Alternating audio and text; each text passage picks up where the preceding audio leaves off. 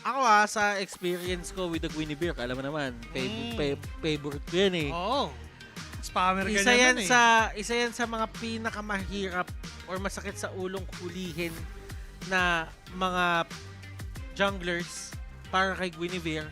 At kapag ka nagkamali ka ng huli sa kanya at malapit ka, automatic punishable ka eh. Saka kapag yung Guinevere na nagtatago sa bush, parang sobrang bilis kasi ng animation ng talon, ng spatial migration, to a point na hindi mo na may iwasan.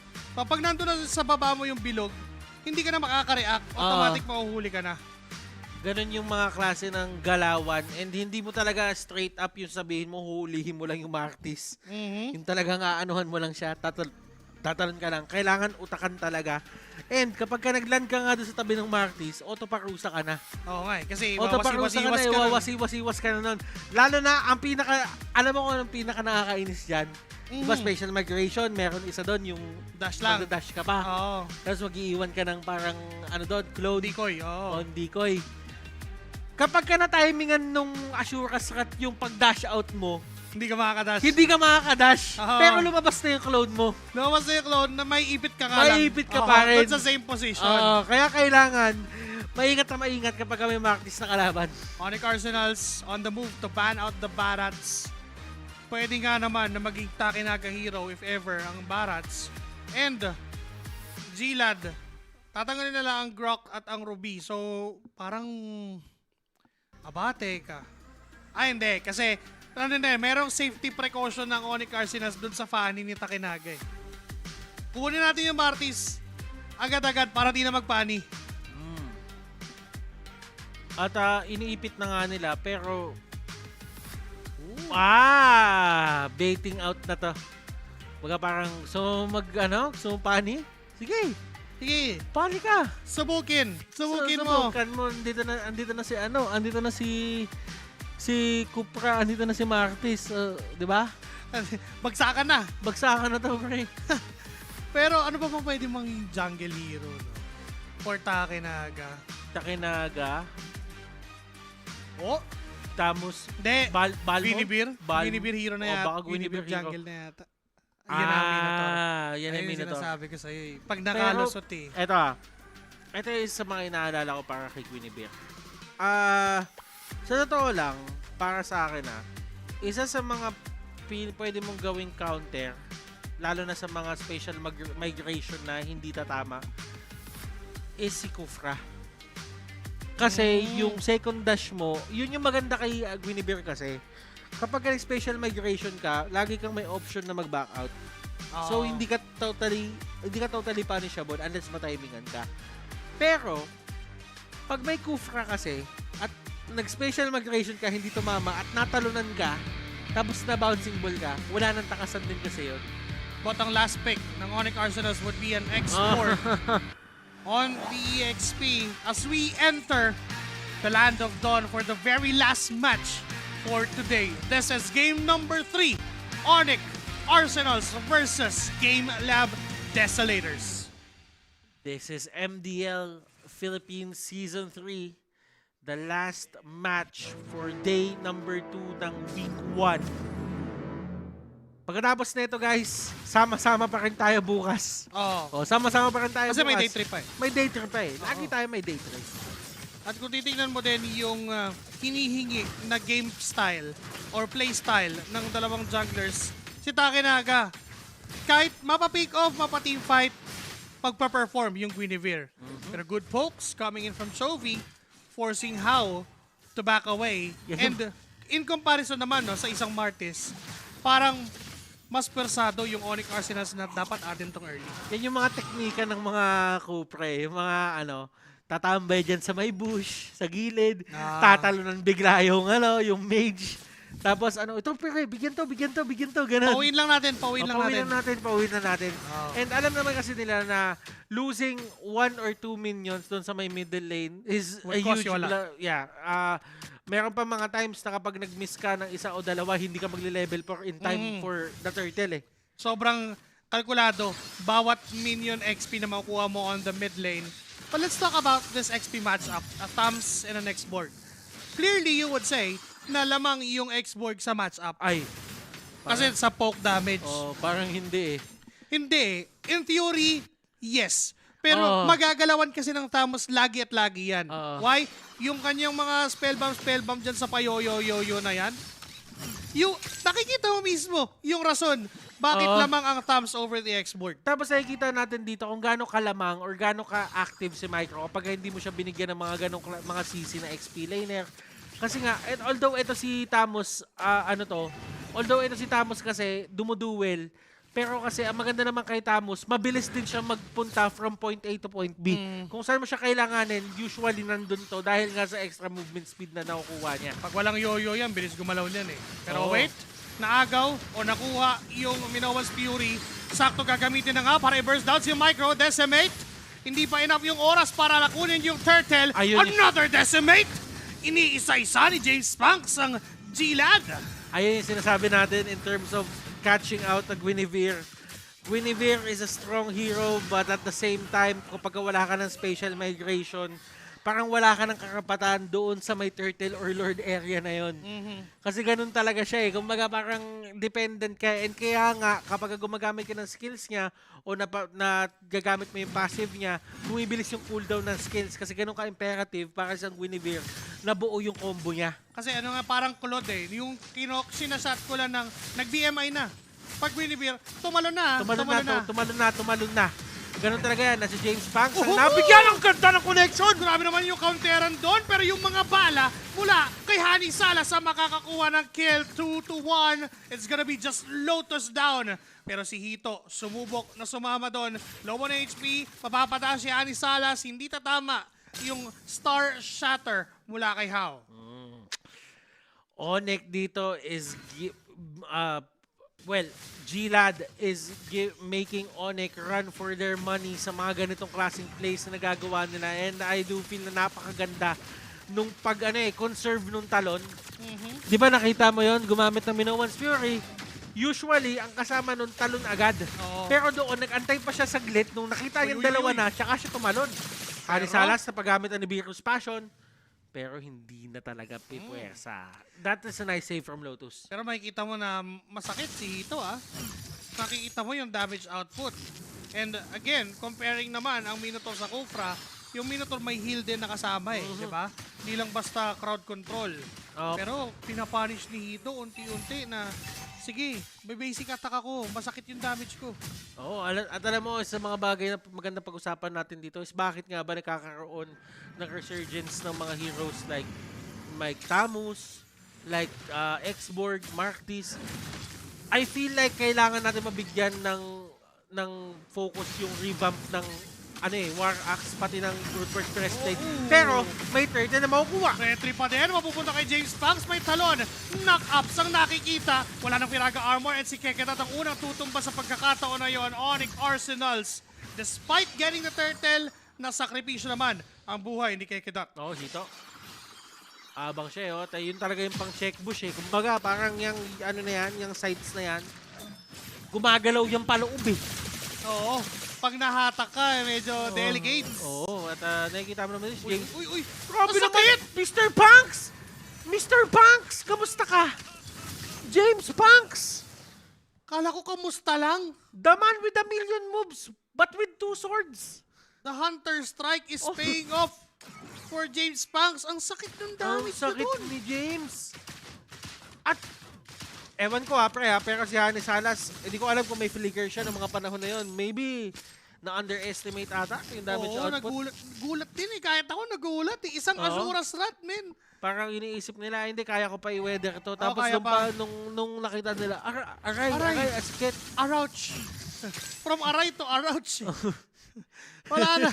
Hindi na kinaya pa. At again, may turtle on the next 43 seconds. Pero balak gumawa ng play ng Onyx Arsenal sa the mid lane. May pokes mula kay Hao, spotting 3 members doon sa bush.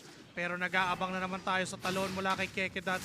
Para to make bush, kailangan talaga tatalonan. Pero nakita ni Lotus yun That Lotus. Ready siya for any counter engage dito. Tatandaan na yung bouncing ball, napipigilan yung talon na animation ng isang Minotaur. Pero nananakap din siya kaya nawawala din yung bouncing ball. So ibig sabihin dito, kontrapelo lang silang dalawa. Sino mauna? Sinong mainip? Medyo rap mahi. Kaya laro-laro lang ng tama. Hani Salas dito, nakita niya na ano na to eh. Kasi ito nakapag-blazing duet na. So kahit pa paano, pwede niya na siguro i-duel to. At si Micro at si Derek hindi pa rin tapos. At alam ni Micro dito, yung kalamangan na meron siya. At nakikita mo naman, yung thumbs na yan kapag ka marunong yung gumagamit, Arouch din yan eh. Oh. Sakit. Arouch din yan. Oy! May blinker na ginawa. Entry na naman mula kay James Punks. Binomas Fury plus the Flicker. Sakto naman, Spatial Migration plus the Violet Wave getting Chovy on that process. Ngayon ang Onyx Arsenals, nagiging trend na nila. Sila yung makakakuha ng objective at the expense of one life from their member. Pero for the side of Onika, gustong-gusto nila yan. Kasi kahit pa paano, yung gold naman na nakukuha nila, technically mas malaki. Di ba?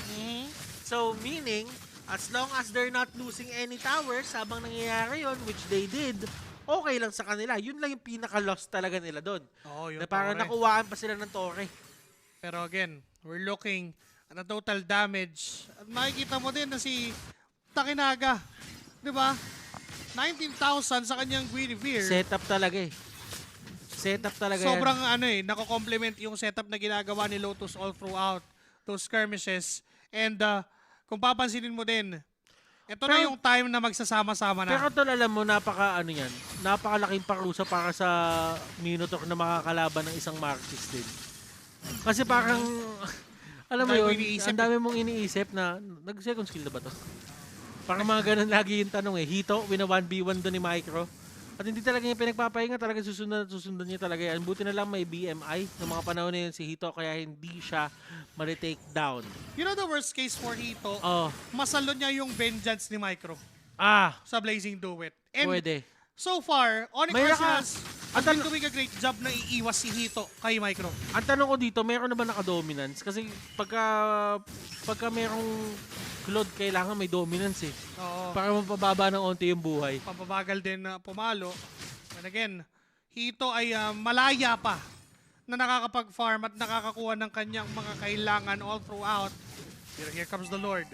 Maaring ito na ang bloodbath ng game number 3 between Onyx Arsenals and G-Lad. Hani Salas, nandun sa may baba. Kasama niya yung Minotaur. Meron siyang escort papunta doon sa may gitna. Alam naman nila na napaka-importante ni Hani Salas sa magiging mga laban na ito, yung mga Nibiru's Passion, hindi biro yung bawas niyan.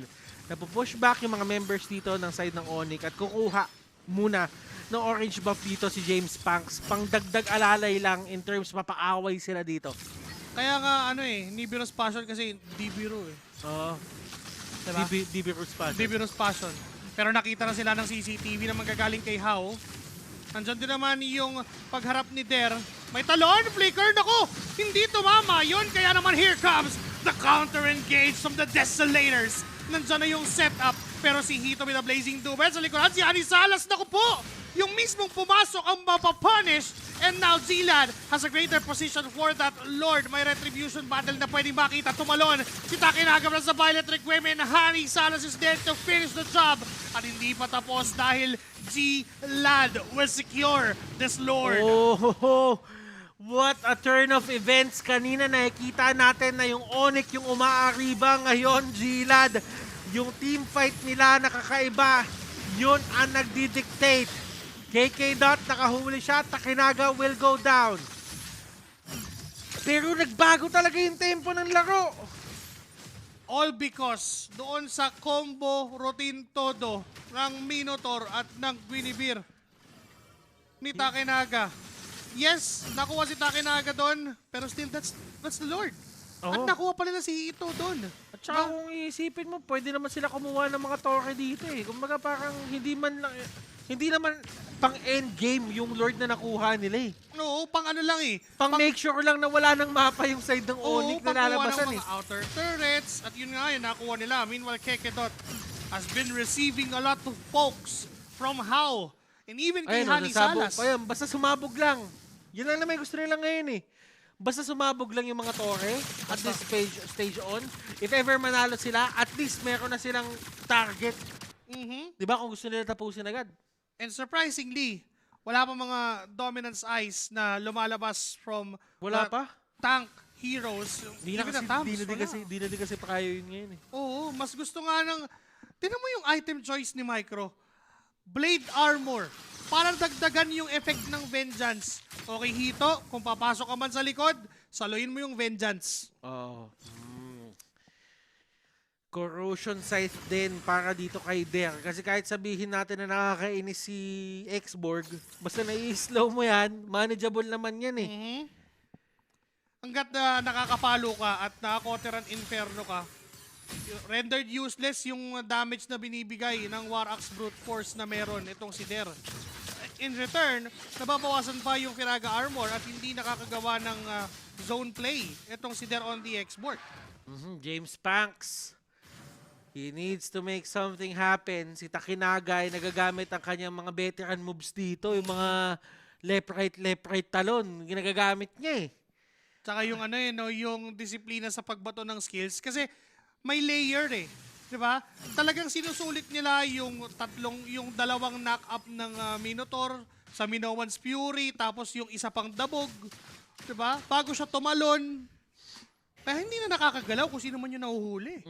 At kung iisipin mo, pre, the last game labber leading his team na, alam mo yon, dun sa mga team fights na nangyayari, nakikita mo, naging selfless na nga si Takinaga eh. Kumbaga, nag-mature na si Takinaga dito na parang, ako na yung kuya, halos.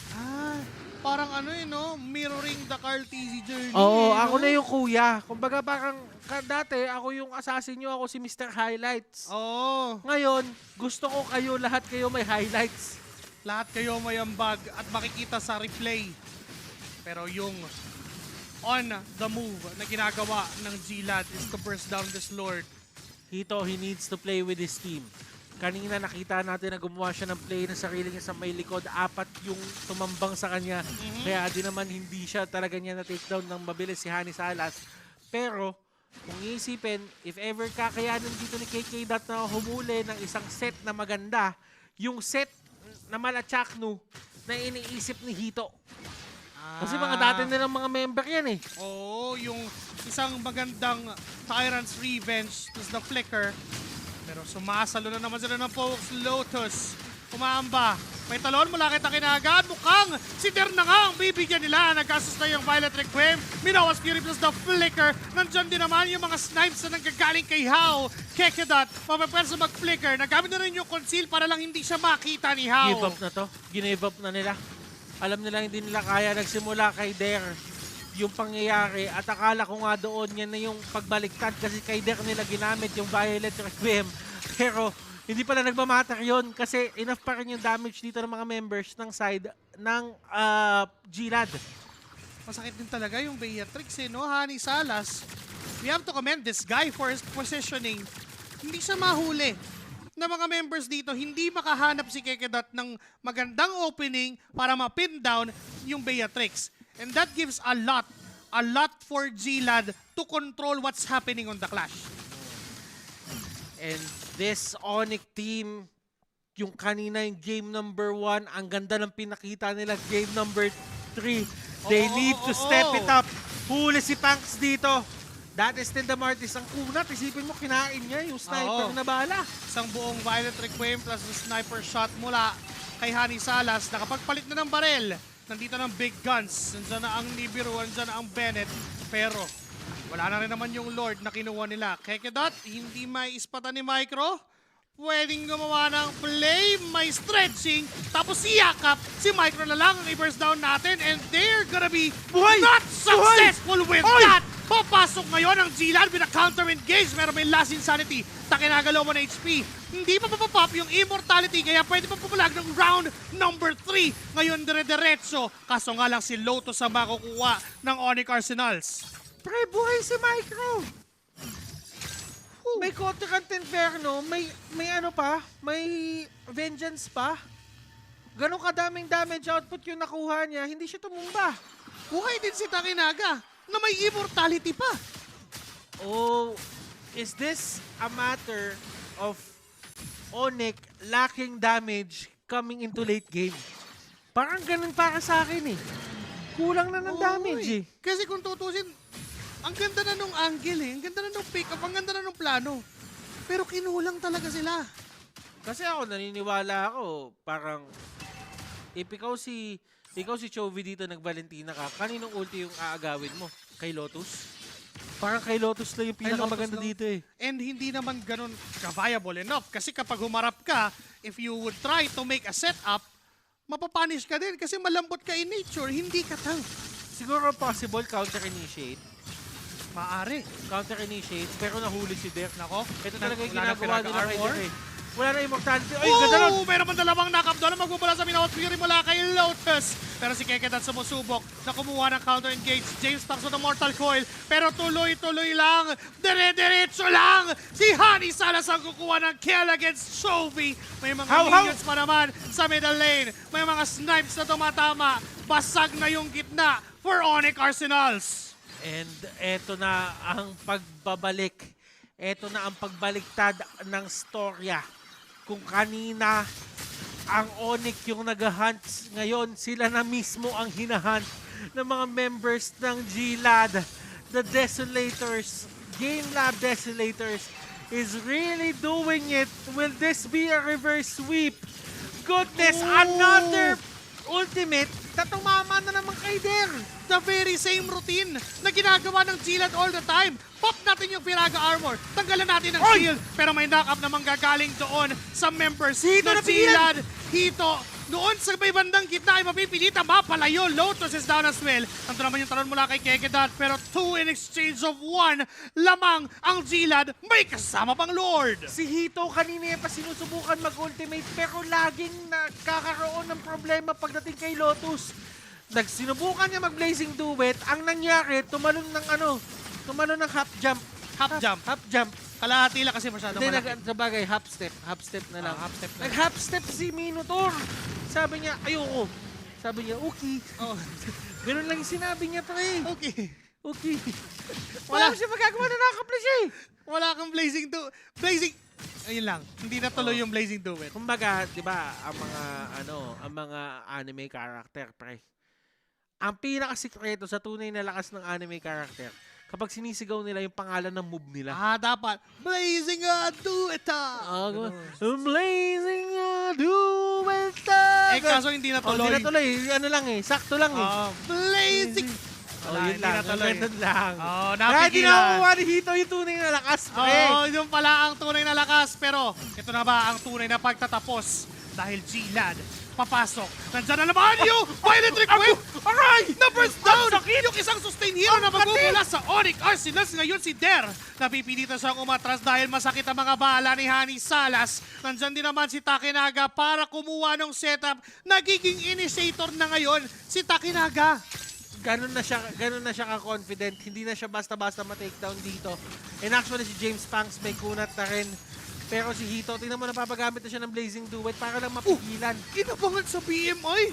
Grabe naman yung mga galaw na ganyan. Grabe naman kung talaga tinamaan yun. yun. Bukas talaga gising ni Hito doon. Pero may last insanity doon, walang masyadong damage, may flicker, Minabas Fury na gagamitin tapos knock up Violet Requiem. Pero nga lang, naubusan sila ng minions para tapusin yung game. Andiyan pa naman si Chovy, providing some damage. Andiyan din si Ito, kaso ang sakit ng damage na yun na magmumula kay Honey Salas. Pero eto na yung pulutong ng mga minions ng GLAD. Pero aatras sila at hihingi muna ng tulong sa susunod na Lord. Hindi basta-basta magpapatalo. Onyx Arsenals, they are getting ready for the push na gagawin. Alam nilang nag-regen lang to pero hindi pa natatapos dito ang kalbaryo na binibigay sa kanila ng GameLad. GameLad, ano ang nakain nyo sa Game 2 at Game 3? Pahingi naman ng onte. Si Ernest Ivan. Coach Ernest Ivan! Ano nga ba ang Nakangiti na nakain siya. niya? Nakangiti na. Nakangiti na si Coach Ernest Ivan. Hawak nila ang kalamangan 43 seconds upon the respawn of the next Lord. This could be the end or this could be the turntable para sa Onyx Arsenals. Pwedeng gumawa ng play. Nagkakaabangan. Kekedot on a mission to try and take Honey Salas. Ang hirap din kasi manggulat eh. Hindi niya kasi mahanap talaga si Honey Salas, man. Oo, ang hirap din kasi manggulat. Paano mo hahanapin si Hana Salas o paano magkakaroon ng pagkakamali si Hana Salas sa pwesto? Kung in the first place, kakasimula pa lang ng laban, alam niya na. Kita na Alam niya kayo. kung nasaan na. Vision play no? Mula kay Oo, Hao. vision play talaga, pre. That explains how helpful ang isang Novaria kapag ganitong klase na yung mga tagpo ng laban. Buhay na ang next na Lord. Uulitin natin, this could be the end or this could be a turntable. Uy, si Chovy doon nabigyan. Tol, kakaiba yung mga pangyayari dito ha. Parang talagang may ano na, may something na about ano. Alam mo yon, parang long games. Teams with yellow logos Are and prone. to long games. Yan. Yan. Diba? Nakaraan, AB Bren Hornets, saka Game Lab. Ngayon, Game Lab, tapos Onyx. Parang ganun na nga. Parang Okay, ito may, na may, to, may bagong study tayo. May bagong research may bago tayo. tayong research na papatotohanan. Oo. Pero ang sino-search ng Teams. Game Lab Desolator Oy, sa ang ganda ng teka lang, pwesto ni teka lang. Micro. Nakita sila lahat doon. May flicker na naman na hindi tatama mula kay Kekedat. Kaya naman ngayon, here comes the counter-engage.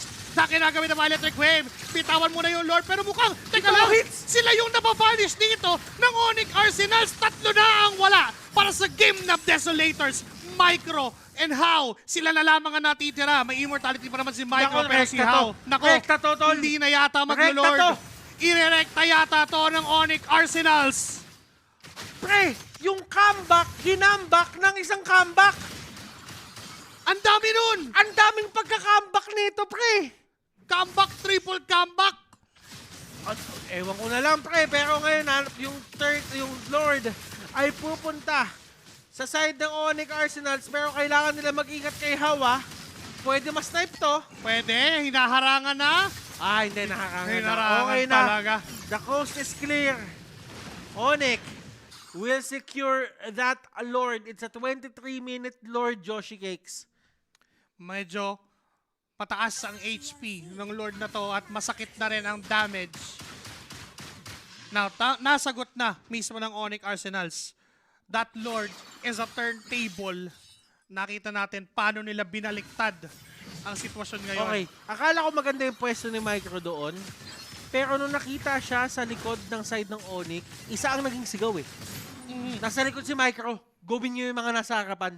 Oo. Tapos, nung gumamit si Lotus ng kanyang Minowan's Minowan's Fury. Fury, tama na yung timing ni James Punks.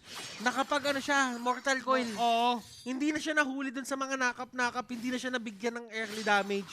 So, ibig sabihin, kailangan lang pala ng Onyx maging mindful sa bigayan nila ng ano. Eto, dito magandang pwesto para sa ng Onyx Arsenals. Kasi walang bush dito. Oo. Makikita mo from a mile away kapag kami nag-i-initiate sa'yo. Lost Insanity mula kay Dare to clear the minion wave. Violet Drake Wave. Pero mukhang si Micro na mapunish. May bandang Minowan's Fury nakakonekta sa isa. Kekedot. Mawawala ang kanyang immortality. Nandiyan yung mga bala mula kay Si Hani Hito! Salas. Si Hito! Kaso si Kekedot ang mawawala. Ngayon, 4 na miyembro. Make it 3. Pero may immortality. Kaso si Chovy ay tutumba na rin. 2 for 1. Kaso may Winter Transit pa mula kay Takinaga. Pero binaril lang ni Der sa pagkakataon na yon. Ngayon, 3v3.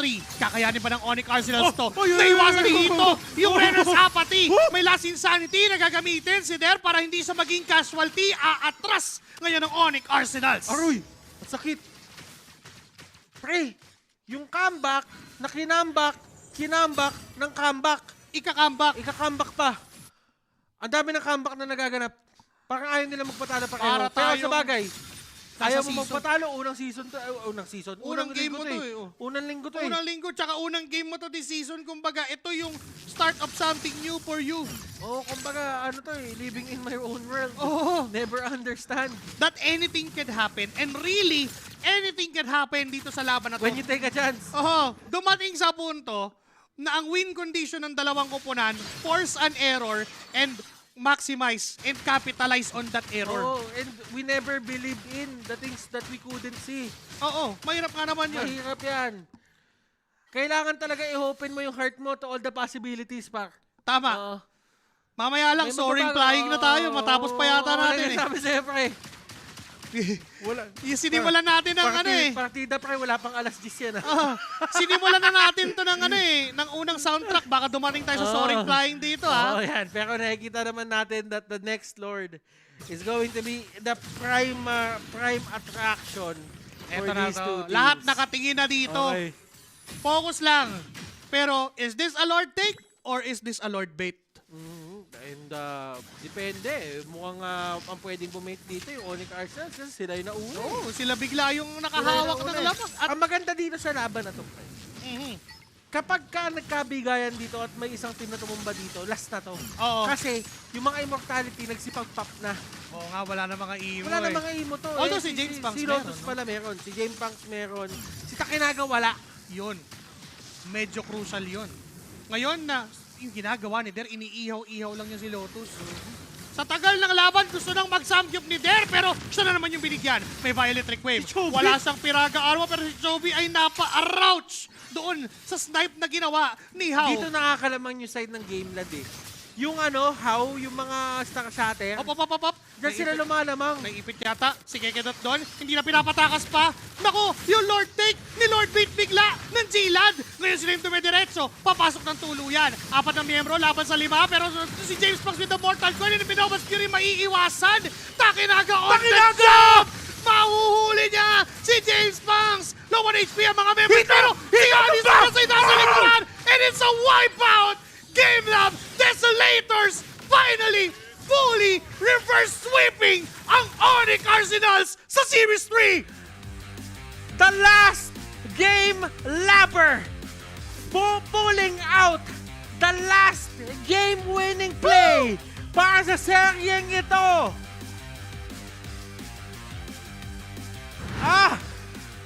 No one expected how that game would turn around.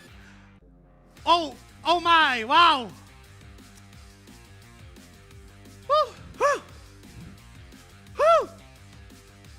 Iba ang pinapakitang talino, talento ng ating mga manlalaro. Hindi lang to basta game lad. Hindi lang to dito sa side ng Onyx Arsenals. Pare-parehong may tira, pare-parehong may buga. Lahat ng mga teams dito sa MDL, lahat na break-in na yung kanilang mga roster. Oo. And if I do say so myself, ladies and gentlemen, this is going to be one wild season. Ibang klaseng game, ibang klaseng serye ang natungayan natin. Who would have imagined na may Beatrix sa likod? Na isasakto ni Takinaga yung talon niya doon sa end nung ginawa ni James Punks na Mortal Coil. Saktong-sakto doon yung talon. Yan yung mga bagay na hindi mo na ma-explain eh. Parang instincts na to. Na although na-gets ko na parang gets mo yung theory na ito yung mga kailangan pagdaanan para makahuli ka. Pero at times, lumalabas na lang talaga yung X-Factor Gumagalaw na na yun. yung kamay mo. Gumagalaw na yung kamay mo ng kusa. Kasi yun yung mga bagay na nakasanayan mo kapag nag-training kayo, nag-RG kayo. And these are the traits that make a player grow into someone na kaya magpapanalo ng isang championship game. Iba, grabe. Good luck sa ating analyst.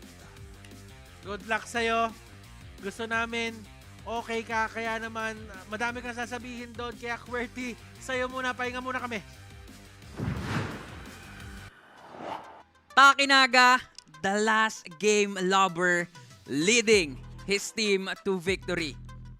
Ang gandang reverse sweep, ang ganda ng kwento na pinakita dito ng side ng Game Lab Desolators kontra sa Onyx Arsenals. Once again, ako si QWERTY at ating himayin kung paano nga ba nila na ipanalo yung tipong hindi na yata matatapos na game. Pero natapos at naipanalo yon ng Game Lab Desolators. So simayin na natin yan. Simulan natin sa ating MVP. At syempre, nandito walang iba kundi ang Minotaur ni Lotus. Isa din talaga to sa nagpahirap sa side ng Onyx Arsenals.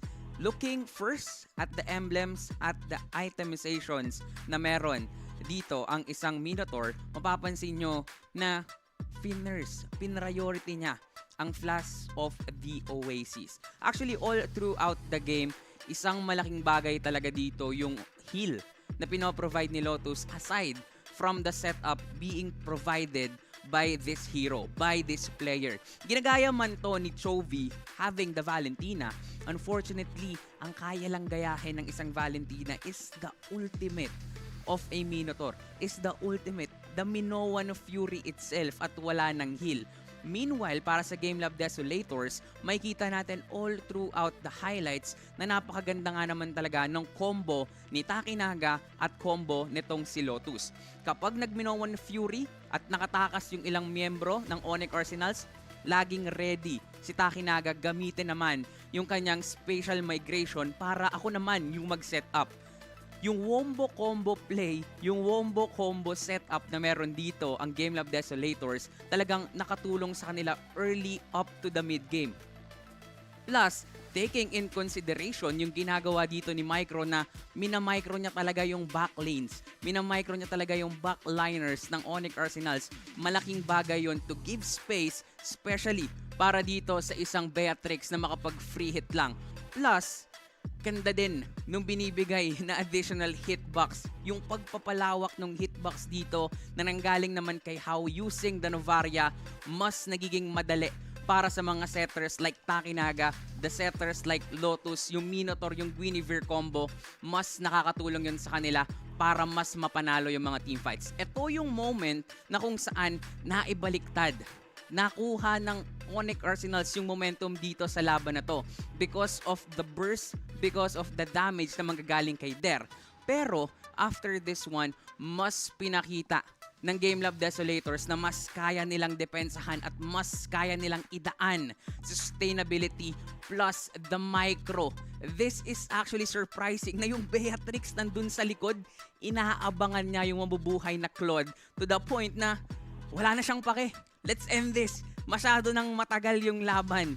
Masyado nang matindi yung nangyayari. The sustain, the crowd controls, pay off para dito sa side ng Gamelab Desolators. At isa sa malaking bagay na mas pinakita din nila dito is actually the never say die mentality. Ang daming comeback after comeback after comeback na nakita dito, pero mas nanaig ang puso ng Gamelab Desolators. Hindi lang dito sa game na to, but even on game number 2. Nakatulong yung momentum na nakuha nila to force a game 3 and to force the win against Onyx Arsenals. Ngayon naman, tingnan natin ang mga emblems na ginamit at pinili ng mga heroes na to kung bakit ba umabot ng 27 minutes ito nga mismong laban na to. Actually, isa sa mapapansin natin dito halos naka-impure rage ang mga heroes dito, both from Gamelab and both or from Onyx Arsenals. Why? Kasi nga naman mas gugustuhin ni Takinaga and even ni Micro na magkaroon na lang ng additional damage mula doon sa emblem na yan, even si Chovy at even si Der. So kumbaga kahit na medyo kakapusin man or mag-build man sila dito ng defensive items, because of that emblem, because of the impure rage, at least madadagdagan ng onte yung kanilang damage na manggagaling dito sa mismong emblem. But now, let's look at the items. Isa sa malaking bagay kung bakit na ipanalo to ng Gamelab Desolators is the absence of the anti-heal mula dito sa Onyx Arsenals. Yes, meron si KK Dot na Dominance Ice dito, pero binuo niya yung Dominance Ice na yan late game na. Nasa 20 minutes na nung mismong game, tsaka lang siya nagkaroon ng Dominance Ice. That is why mas naging madali talaga para sa Gamelab Desolators na makuha yung heal na kailangan nila from the photo, makasustain sa team fights, and then maka-free hit lang yung kanilang damage dealers. Sobrang dikit na laban ang pinakita ng dalawang koponan na to, pero isa sa masabi natin, mas matindi talaga etong season na to. Season 3 ng MDL, for sure, talagang marami tayong dapat abangan. But now, looking at the sandbag, si Micro talaga ang nagpakitang gilas din dito mula sa Gamelab Desolators na ako nang bahala sa likod, ako nang bahala mag-sustain, ako nang bahalang sumalo sa lahat ng pwede nyong saluhin mula doon sa kalaban nila na Onyx Arsenals. Onyx, medyo kinapos sila ng damage at somewhat nahirapan silang tunawin talaga yung mga miyembro dito ng Gamelab Desolators. Gamelab Desolators, si Takinaga proving na kaya niyang tulungan ang mga kampi niya towards the victory. Ako si QWERTY ang nakasama niyong analyst at makakasama natin ang ating mga casters. Maraming salamat,